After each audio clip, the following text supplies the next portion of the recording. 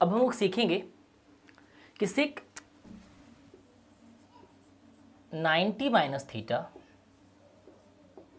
बराबर cosec theta कैसे पाया जाता है ना। तो देखिए जरा, आप लोग की बात मालूम होना चाहिए कि सेक जो है वो किसका रेशियो है ना। तो सेक है H मतलब हाइपोटेनियस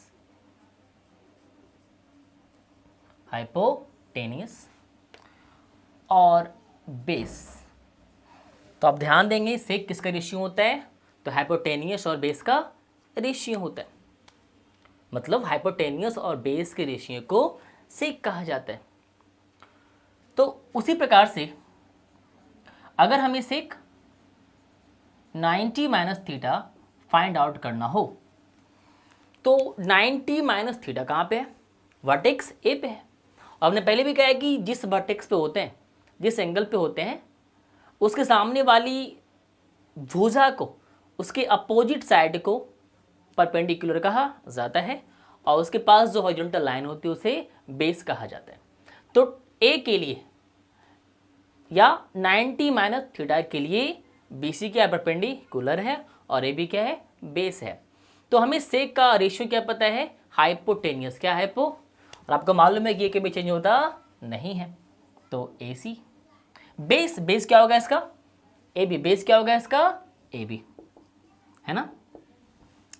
अब देखिए जरा, अगर हम निकालना चाहें कॉसेक थीटा, क्या निकालना चाहें हम लोग, कॉसेक थीटा कहाँ पे है, वर्टेक्स C पे है। तो वर्टेक्स C के लिए बेस क्या है, BC और परपेंडिकुलर क्या है, AB। वर्टेक्स C के लिए बेस क्या है, BC और परपेंडिकुलर क्या है इसका, AB। तो कॉसेक थीटा के लिए अगर देखा जाए तो आपको पता है कि कॉसेक थीटा जो रेशियो है, किसका रेशियो है, तो रेशियो है हाइपोटेनस अपॉन परपेंडिकुलर का। ये जो है किसका रेशियो है, हाइपोटेनियस अपॉन परपेंडिकुलर का, तो आप देखिए जरा कि कॉसेक थीटा के लिए, इस थीटा के लिए हाइपोटेनियस क्या होगा, AC, जो कभी चेंज होता नहीं है। और क्या है, परपेंडिकुलर। तो थीटा के लिए या वर्टेक्स C के लिए परपेंडिकुलर क्या है, AB क्या है, AB है ना। तो आपने देखा कि सेक 90 माइनस थीटा का वैल्यू क्या आता है, AC अपॉन AB, और कॉसेक थीटा का भी वैल्यू क्या आता है, AC अपॉन AB। तो इन दोनों के इक्वल होने की वजह से हम ये कह सकते हैं कि सेक 90 माइनस थीटा बराबर कॉसेक थीटा है ना।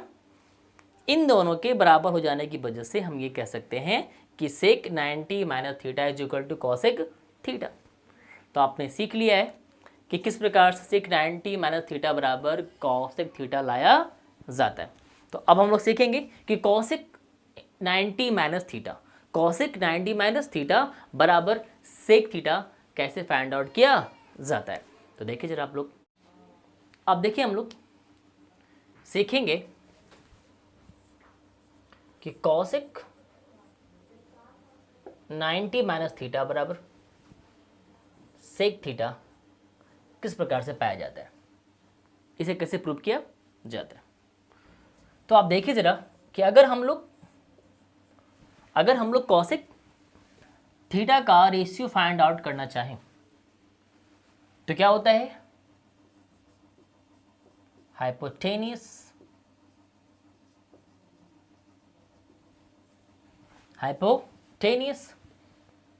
अपॉन परपेंडिकुलर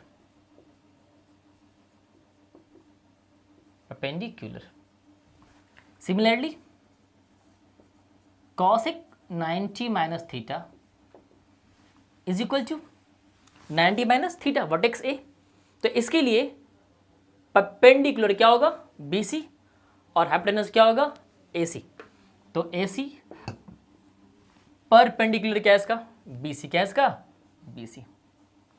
हो गया, ये आपने निकाल कर रख लिया। अब हम निकालना चाहेंगे सेक थीटा।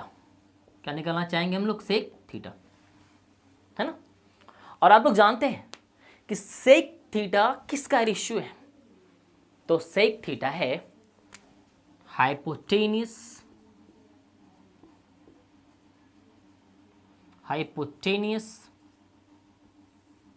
अपॉन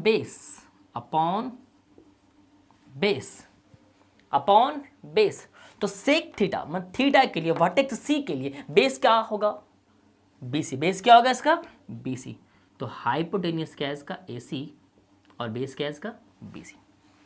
तो आप कुछ इस प्रकार से डील करने के बाद जब आपको ये दिख जाता है कि कॉसिक 90 माइनस थीटा बराबर AC अपॉन BC और सेक थीटा बराबर AC अपॉन BC, तो इन दोनों के सेम होने की वजह से, इन दोनों के सेम होने के कारण आप ये प्रूव कर पाते हैं कि cosec 90 minus theta is equal to sec theta, है ना।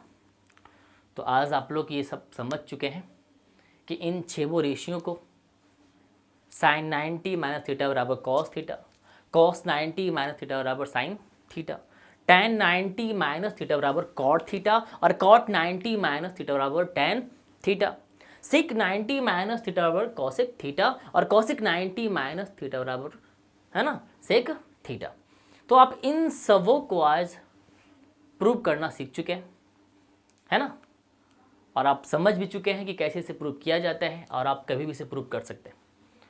तो आप लोग इस वीडियो को बार बार देखें, सीखें, समझें, और अपने दोस्तों में इसे शेयर करें, अपने फ्रेंड्स सर्कल में इसे भेजें। जो बच्चे इस वीडियो को देख नहीं पा रहे हैं, या जो हमारे कोचिंग या हमारे चैनल से जुड़े हुए नहीं हैं, तो उन तक भी आप क्या करें, ये पहुंचाएं, उन्हें शेयर करें। और अगर आपको ये वीडियो अच्छा लगा है तो आप इसे लाइक करें, सब्सक्राइब करें, है ना, कि पूरे स्टूडेंट्स के पास, उन सारे विद्यार्थियों के पास जिन्हें ये जानना है, जिन्हें समझना है कि कैसे प्रूव किया जाता है, उन्हें उनके अंदर मैथ्स का आर्ट पैदा करना है। अगर वो मैथ्स के आर्ट को लाना चाहते हैं तो वो हमारे कोचिंग, हमारे चैनल से जुड़ सकते हैं। और हमारे कोचिंग का नाम आर्ट ऑफ मैथ्स है, और हमारे चैनल का भी नाम क्या है, आर्ट ऑफ मैथ्स ही है। तो आप जो बच्चे बाढ़ में हैं वो बच्चे हमारे ऑफलाइन क्लासेस कोचिंग में आकर भी ले सकते हैं, और जो बच्चे दूर दराज हैं, जो देश के कोने कोने में हैं, वो हमारे वीडियो के माध्यम से भी सीख सकते हैं। और आने वाले समय में हमारे चैनल, हमारे कोचिंग आर्ट ऑफ मैथ्स के नाम से एप्लीकेशंस भी आएंगे, है ना, और आप उसके माध्यम से पेड क्लासेस भी कर सकते हैं। तो आज के लिए इतना ही, फिर मिलते हैं अगली क्लास में।